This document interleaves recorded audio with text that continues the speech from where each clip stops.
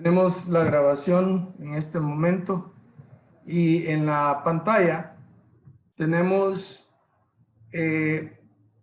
una transparencia que nos permite ver en forma general lo que pasa con el flujo de agua que entra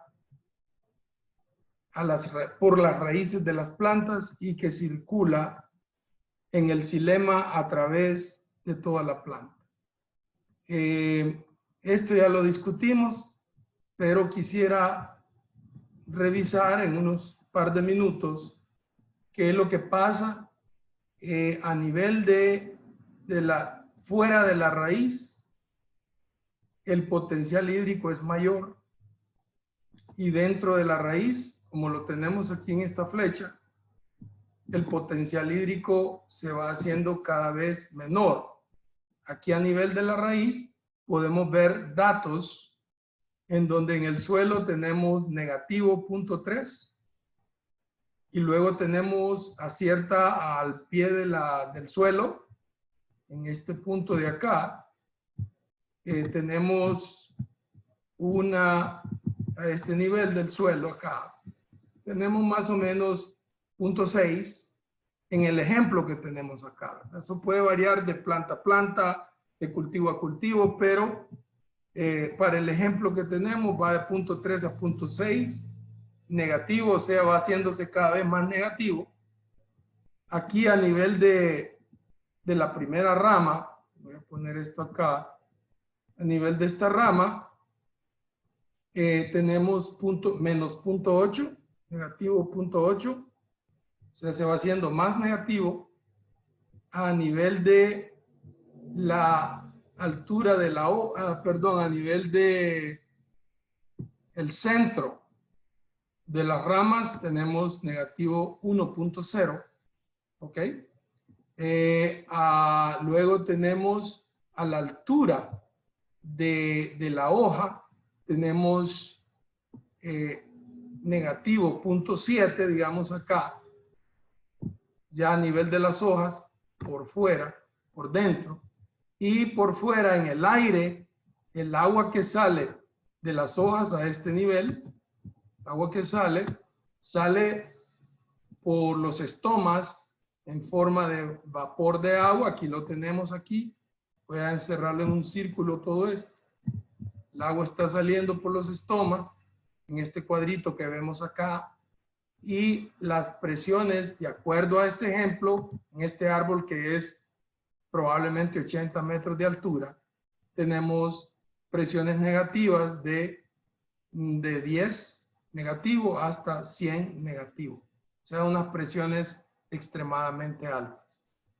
Otra cosa que vamos a revisar es que el aire, ¿verdad? Tendrá una presión de menos 1, digamos, hasta menos 100 o más, dependiendo la altura del árbol, porque la bomba de succión es, así como es el juguete, así es el niño, y entonces, así como es el niño, así es el juguete, entonces las presiones se van haciendo cada vez más negativas a medida que el árbol va siendo más grande, más grande, más grande. Y esa bomba de succión, que es la atmósfera, está succionando con más fuerza a medida pues que el árbol va haciéndose cada vez más grande. Ok. Las fuerzas responsables de la transpiración son las fuerzas de la presión radical hasta cierta altura, dijimos, y luego las fuerzas de cohesión y adhesión que forman pues la base del movimiento del agua y nutrientes en el floema. O sea, el agua con nutrientes disueltos en ella que va creciendo.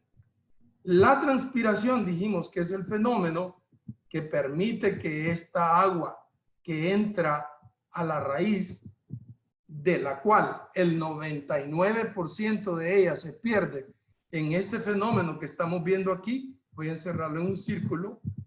Ok, este fenómeno es que del sistema vascular, que es esto que tenemos aquí, esto es en la hoja ya, jóvenes, miren, está en la hoja. Cerrarlo en un círculo aquí para que miremos que en la hoja está ocurriendo este transporte de agua en las últimas hojas del árbol, pero que no utiliza el 99% de agua, sino que esa agua se evapora al ambiente por los estomas.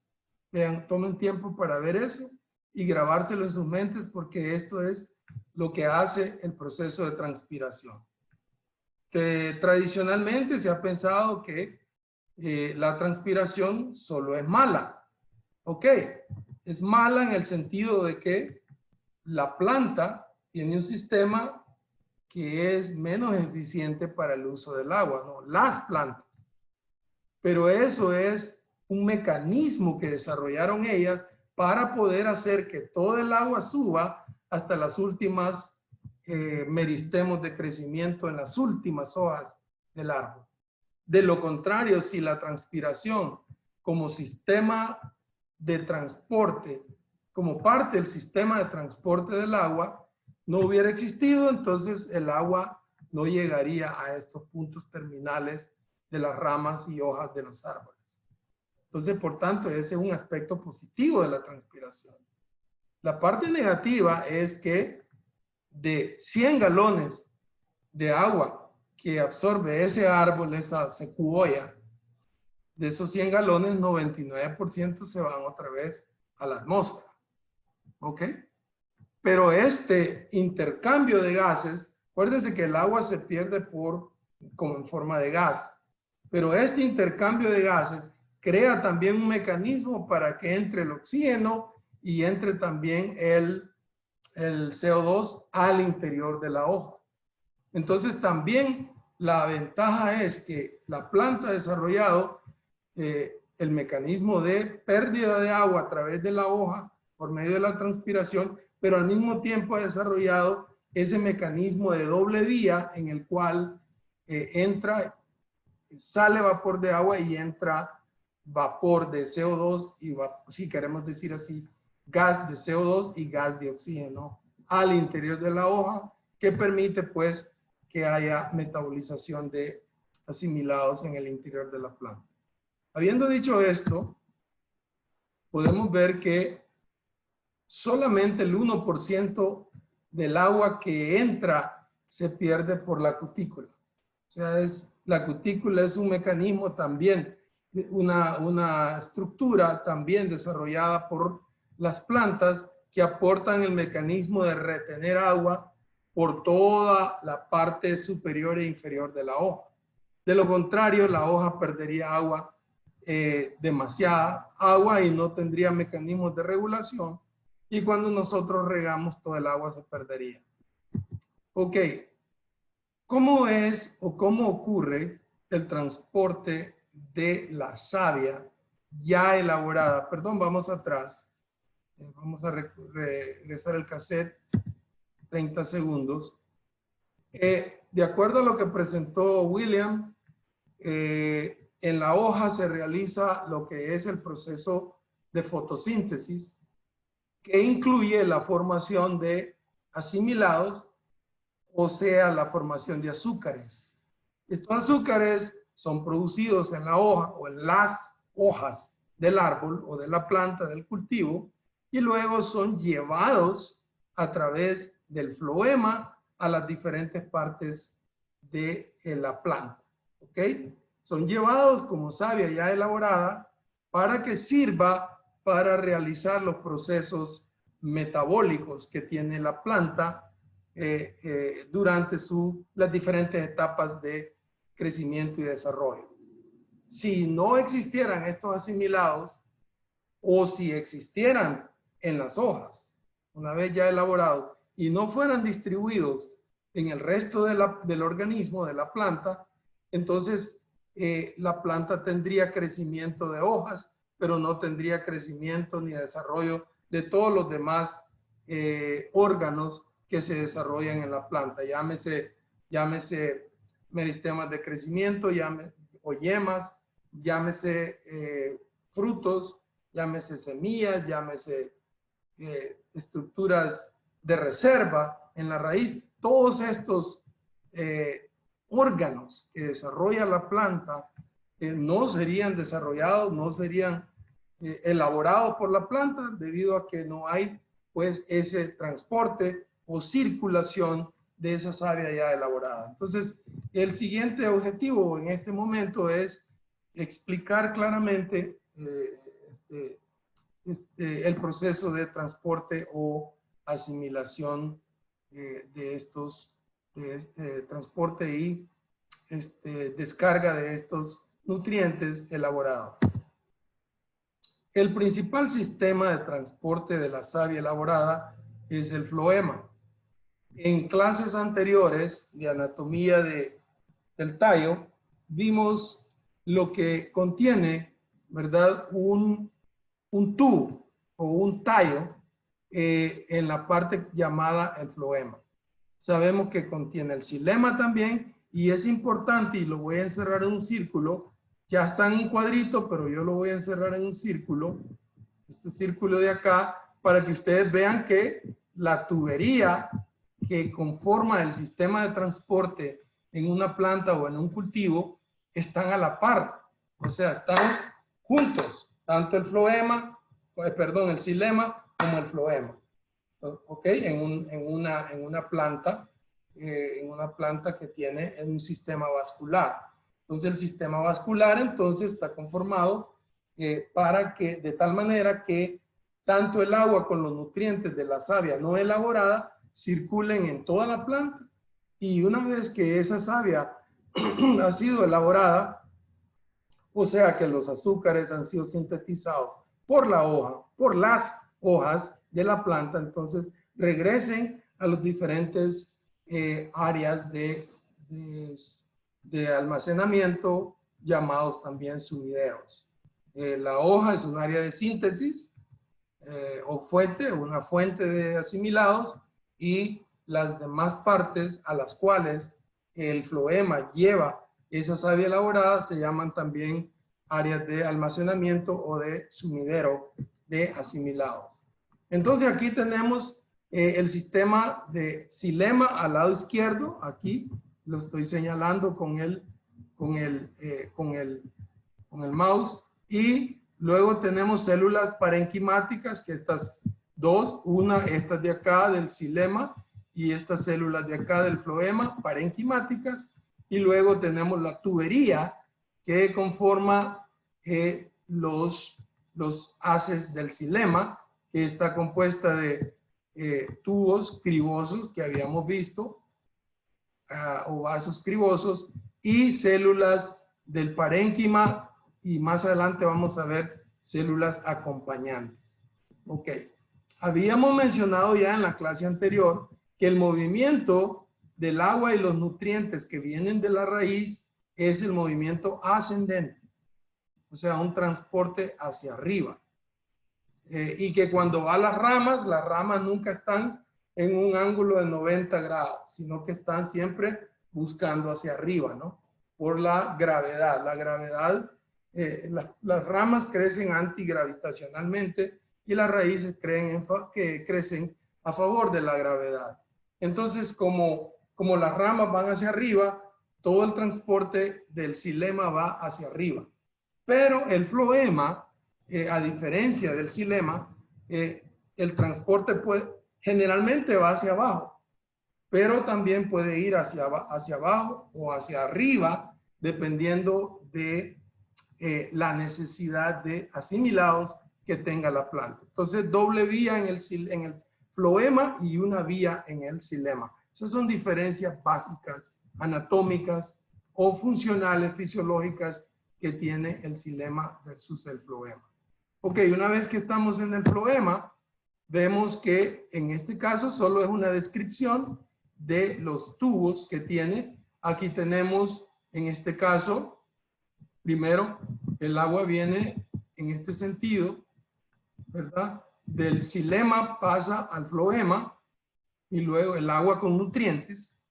En el floema se encuentra, una vez que ha sido asimilado por las células del mesófilo, células parenquimatosas, que son estas de acá, ¿verdad? Forman los asimilados. Esta agua y nutrientes o savia ya elaborada entra a los vasos cribosos del floema y sigue su curso hacia abajo, hacia los lados, o de abajo hacia arriba. Ya vamos a ver cómo va de abajo hacia arriba la dirección de la savia ya elaborada. Entonces aquí tenemos la célula. Quiero que pongan atención en esta anatomía, porque aquí tenemos básicamente células del parénquima, que ya vamos a ver que son células del mesófilo, ya las vamos a ver en un momento. Y luego tenemos la placa cribosa, por donde pasan las moléculas que lleva el agua, porque hay agua también en solución aquí que lleva esa savia. La savia no es solo sólidos, la savia está mezclada con agua. ¿De dónde viene el agua? Del xilema. Entre el agua se junta con los asimilados y el agua también sigue siendo el medio de transporte de este sistema de conducción o transporte de los asimilados a través del floema. Aquí tenemos una célula acompañante que en unos minutos vamos a ver cuál es la función de esta célula. Ok. De nuevo, tenemos aquí lo que se llama un tubo criboso, que es esto de acá. Lo voy a señalar acá, de aquí hacia acá. Pues el tubo criboso.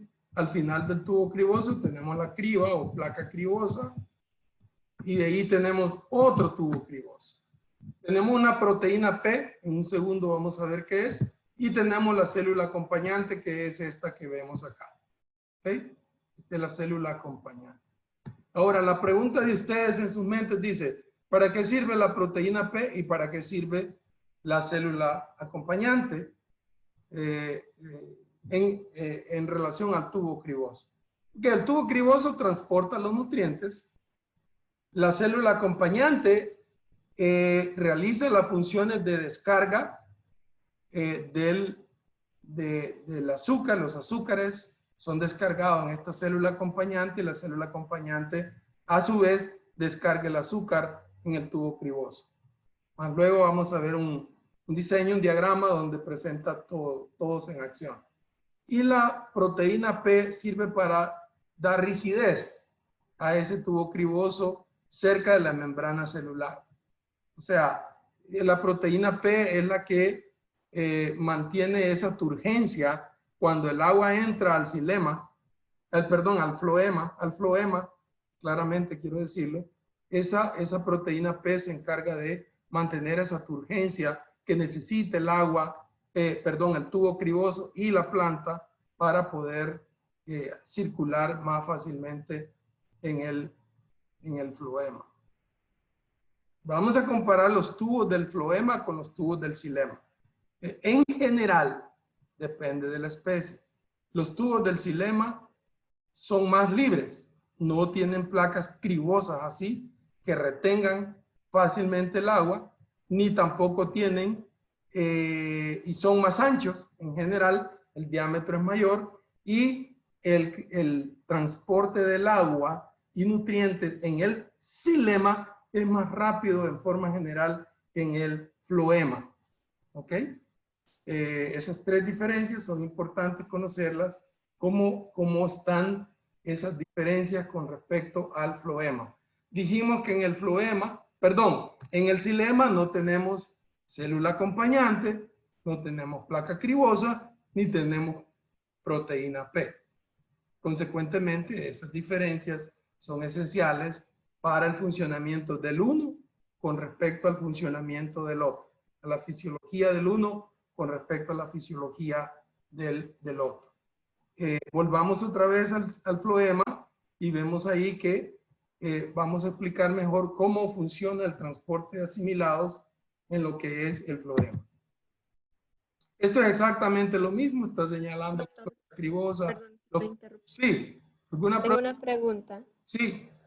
¿Para qué era la célula acompañante? La célula acompañante, ok. La célula acompañante tiene tres funciones. Ok, la primera es proveer al tubo de criboso del floema de descargar los azúcares que llegan a la célula acompañante. ¿Ok? Acordémonos de que el tubo criboso es un tubo como una cañería de agua. No se retiene el azúcar ahí. Una vez que el azúcar entra al tubo criboso, entra a un proceso de circulación o transporte. Pero en la célula acompañante, ahí se acumula azúcar, ¿verdad? Y esta acumulación de azúcar es descargada en el tubo criboso en una forma diferenciada. ¿Ok? La otra función que tiene la célula acompañante es que tiene todos los organelos que tiene toda célula. Tiene, digamos, vacuola, tiene núcleo, tiene mitocondrias, tiene todos los minerales que se encuentran en el citosol, y estas funciones que se realizan en la célula acompañante son equivalentes a una célula del mesófilo, ¿ok? Una célula que está en el parénquima, una célula normal. Mientras que a pesar de que los tubos del floema, tubos cribosos, son células vivas, a diferencia del xilema, que son células muertas, ¿verdad? Células que no tienen vida. Las células del floema son células que tienen vida, pero no tienen núcleo. La cantidad de mitocondria que tienen son mínimas. Entonces no tiene funciones normales el tubo criboso, además de la función principal, que es trasladar los asimilados, no tiene muchas funciones. Entonces las demás funciones los tiene la célula acompañante, por si acaso, por ejemplo, necesita ATP. La producción de ATP, que es para poder ingresar o salir hacia el floema, necesita producción de ATP. ¿Dónde se lleva a cabo? En la mitocondria de la célula acompañante principalmente. Entonces, por esa razón tiene esa célula acompañante. ¿El xilema necesita una célula acompañante? No, porque el xilema solo es un tubo, es una tubería de transporte de agua y nutrientes que constituyen la savia no elaborada. Pero en el caso del floema, ya trae asimilados, ya son moléculas más complejas que necesitan un pase a través de la membrana, y ese pase a través de la membrana tiene que tener todos los elementos necesarios para poder hacer que ese azúcar entre después a lo que es el floema. ¿Estamos bien, Alondra? Ok. Muy bien, entonces vamos al siguiente, que es lo mismo. Aquí está la célula acompañante, aquí está las células del mesófilo, etc.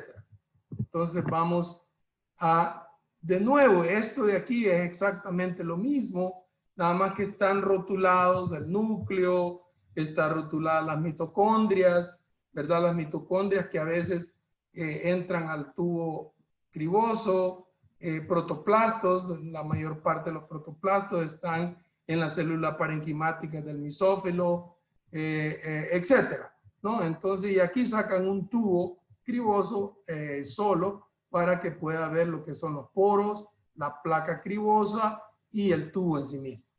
Aquí es lo mismo, nada más que un poco más específico en su rotulación. Ok. Cuando William presentó cuando William hizo la presentación relacionada con lo que es la fotosíntesis, en la fotosíntesis existen dos etapas principales. Dos tipos de reacciones. Unas reacciones que se llaman reacciones lumínicas, que no las vemos aquí en este ciclo, y las otras que son reacciones oscuras. ¿Ok? Vamos entonces a presentar el ciclo de Calvin, que lo vamos a ver en la semana 14, un poco más claro todo. Ahorita lo que vamos a ver es decir, basado en lo que presentó William, que es en el ciclo de Calvin donde se fija el CO2, número 1, y 2, donde se producen azúcares para ser enviados a el conjunto de células del mesófilo, las células acompañantes y finalmente al tubo criboso del sistema de floema. Entonces, brevemente, pero en forma más clara posible, voy a explicar, porque lo vamos a explicar mejor la próxima semana, lo que es el ciclo de Calvin, sumarizándolo enormemente diciendo que la molécula de ribulosa bifosfato, esta que está aquí, ese número 3 no le hagan caso porque son 3 moléculas que entran, en realidad, sí, 3 moléculas que entran de 5 carbonos cada uno, ya esto es bioquímica, pero solo grábense ustedes de que es ribulosa bifosfato, es un azúcar, ¿ok? Ribulosa bifosfato es una ribulosa bifosfatada. Eso es todo lo que hay. Entonces, en el sistema de la hoja existe esta molécula que se une, y aquí no lo dice, con una molécula de CO2. CO2. Ok, CO2. Entra aquí CO2, se une con la ribulosa para formar una molécula de 6 carbonos, 5 que tiene ribulosa, 1 que tiene el CO2, formar una molécula de 6 carbonos. Aquí voy a poner 6 carbonos. Ok, 6, número 6 carbonos. Esa es una hexosa. Es un azúcar hexosa. Entonces, esta azúcar se descompone en 2 moléculas de triosa. ¿Ok? ¿Por qué dice 6 aquí? Bueno, aquí entraron 3 moléculas de ribulosa más 3 moléculas de CO2, más 3 moléculas de CO2 y formaron 3 moléculas hexosas, 3 hexosas. Una hexosa tiene 6 carbonos. Al partirla en 2, se forman 6, por eso este número 6 aquí, para que sepamos qué es, se forman 6 moléculas de gliceraldehído, o fosfogliceraldehído, ¿ok? O gliceraldehído 3-fosfato, es lo mismo. Ok, estas moléculas de gliceraldehído son 6 moléculas que se forman, y estas 6 moléculas se fosforilan otra vez en el ciclo para formar 6 moléculas de gliceraldehído bifosfato o gliceraldehído difosfato. Ok, estas 6 moléculas de gliceraldehído se hidroliza esa molécula liberando una molécula por cada vuelta al ciclo para formar sucrosa, el azúcar sucrosa o sacarosa, perdón. Ya sabemos que la sacarosa está formada por glucosa y fructosa. Si vieron bioquímica, recuerden, está formada por glucosa más fructosa. Estas 2 moléculas forman la sacarosa. ¿De dónde viene la sacarosa? Viene de las moléculas triglicéridos, de las triosas que se formaron en el ciclo de Calvin. Entonces, si eran 6, una va para acá, 5 van para acá, 5 carbonos, ¿verdad? Y se forma 3 moléculas de ribulosa bisfosfato. Ahora, ese es el resumen. De nuevo, en 30 segundos, la ribulosa bifosfato se une al carbono del CO2. Ahí se denomina, se fija el CO2. Ese es el proceso de fijación de CO2 cuando la ribulosa con el CO2 forma una hexosa. Luego esta hexosa se parte en 2 triosas. Una de ellas se parte en 2 triosas. Estas 2 triosas, una de ellas va para formar sacarosa y la otra queda libre para regenerar ribulosa. Obviamente no solo es una, porque una tiene que esperar el ciclo que siga corriendo para poder acumularse hasta el punto de formar hexosas, que son las que forman la sacarosa, y luego formar de nuevo la ribulosa.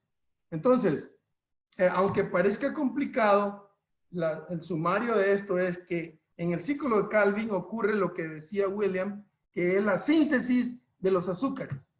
Y estos azúcares en la hoja tienen que ser transportados o translocados, es otra palabra que se usa, pero esto es más relacionado con el llenado del grano. Ahorita es transporte de asimilados.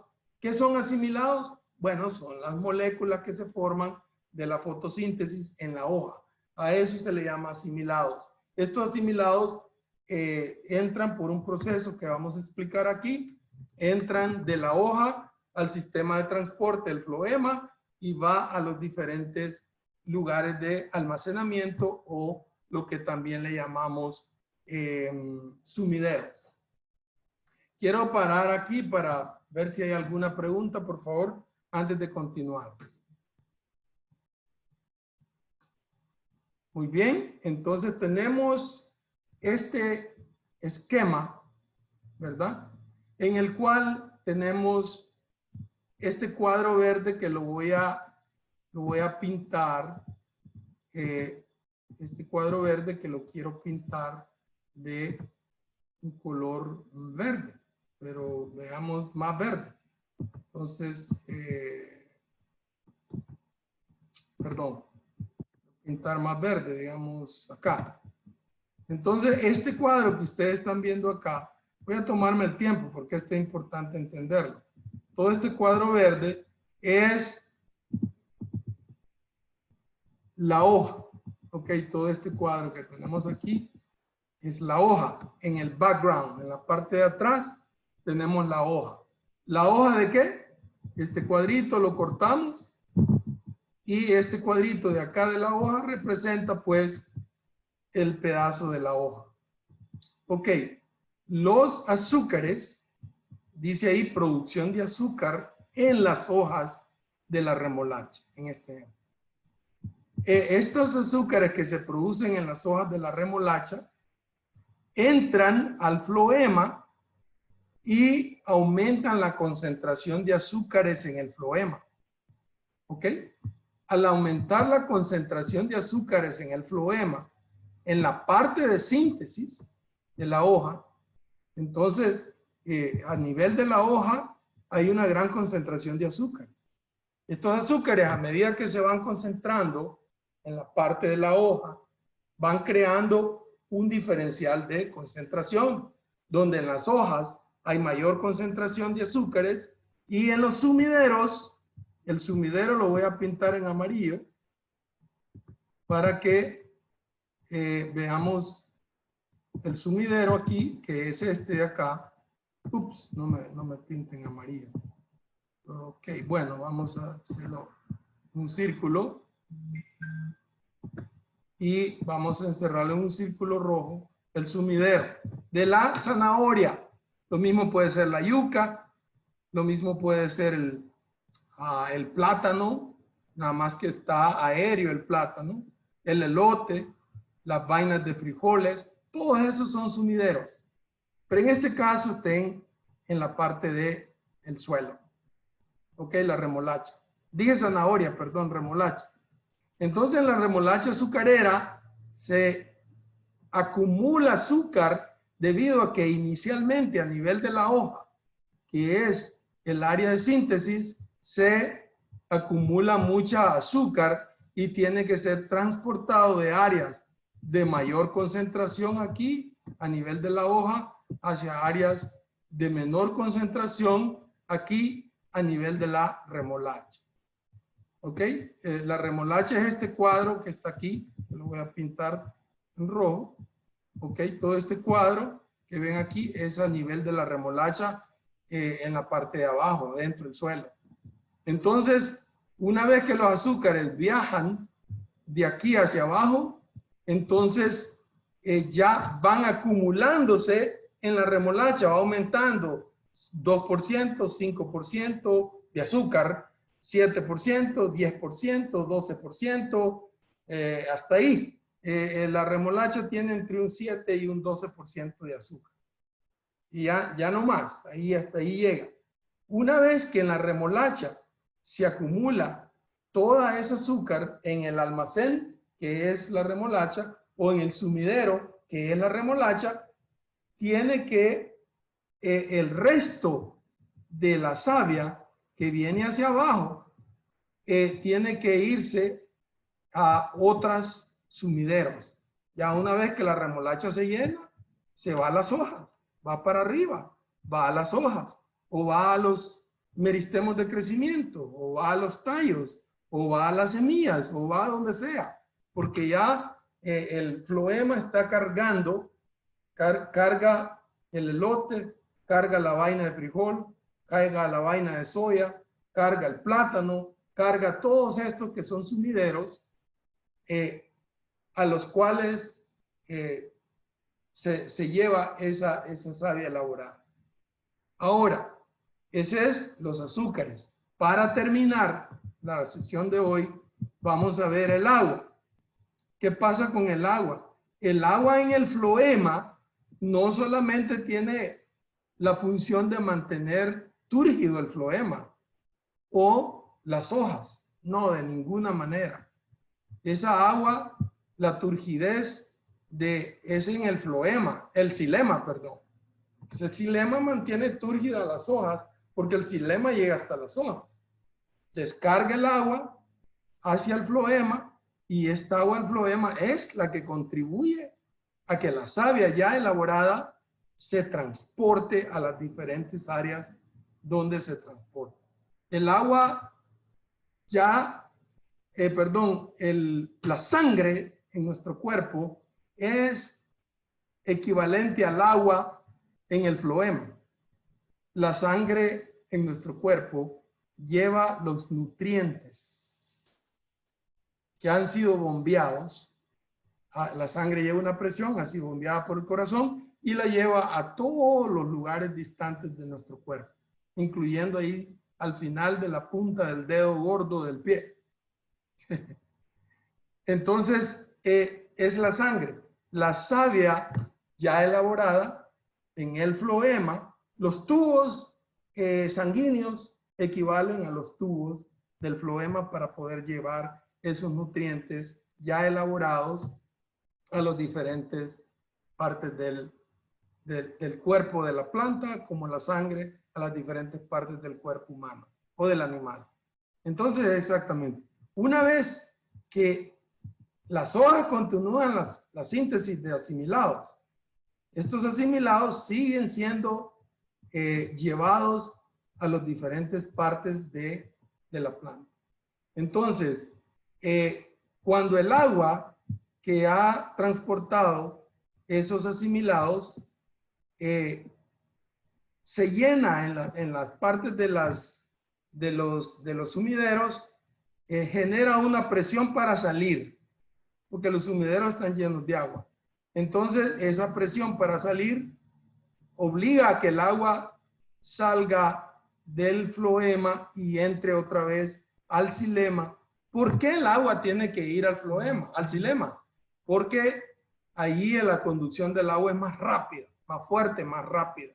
Y para poder llegar a todas las áreas de la planta bajo el sistema que tiene el xilema, entonces el agua tiene que entrar nuevamente al xilema. Ahora, ¿cómo entra el xilema? Ese es lo que vamos a ver esta tarde, en la clase de esta tarde. Cómo por diferencias de presión entra la savia elaborada o no elaborada a las diferentes partes de la planta. Pero esa es una función en la tarde. Solo voy a dar tiempo para una pregunta. Si hay preguntas, por favor. Si no, pues en la tarde continuamos para finalizar este tema y empezar la parte de aplicación de fertilizantes en los cultivos.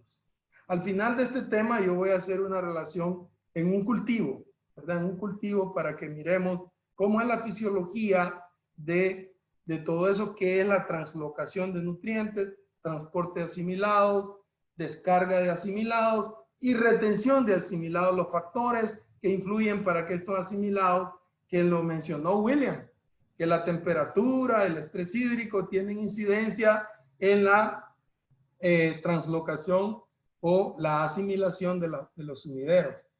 Entonces vamos a discutir eso hoy en la tarde. Si no hay preguntas, jóvenes, muchas gracias por su atención. Vamos a estar pendientes del viaje de Jacqueline. Y a ustedes, pues nos vemos a la 1 de la tarde.